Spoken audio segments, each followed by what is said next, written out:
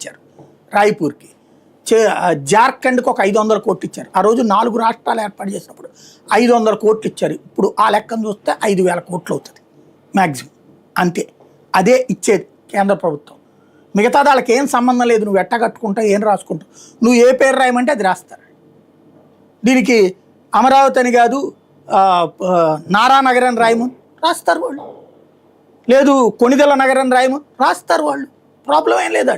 నువ్వు ఏది పంపిస్తే అది రాస్తారు. అది ఒక జస్ట్ పోస్ట్ ఆఫీస్ కేంద్రం ఇక్కడ, అంతే. క్యాపిటల్ అనేది నీ చేతిలో ఉంది, నువ్వు దీన్ని క్లారిటీ ఇవ్వాల్సింది. అసలు జగన్ అనేటువంటి వాడిని ఓడగొట్టడంలో కీలక పాత్ర పోషించిన అమరావతికి ఇవాళ నువ్వు కల్పిస్తున్న చట్టబద్ధత గతంలోని డ్రామాలాగానే ముగుస్తుంది.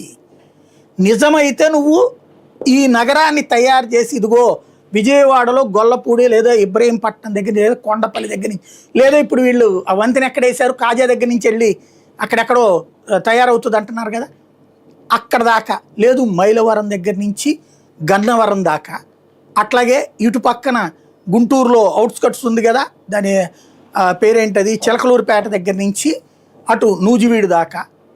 ఇది కదా చెప్పాల్సింది నువ్వు రాజధాని అనేటటువంటిది. జ్యూరిస్డిక్షన్ అనౌన్స్ చేయాలి కదా.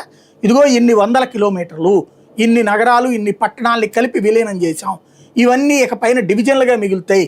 కార్పొరేషన్లో కార్పొరేట్ డివిజన్లు ఉంటాయి కదా. కుకట్పల్లి అనేది ఒక ఊరు ఇదివరకు, ఎల్బీ నగర్ అనేది ఒక ఊరు ఇదివరకు, దిల్సుఖ్ నగర్ అనేది ఒక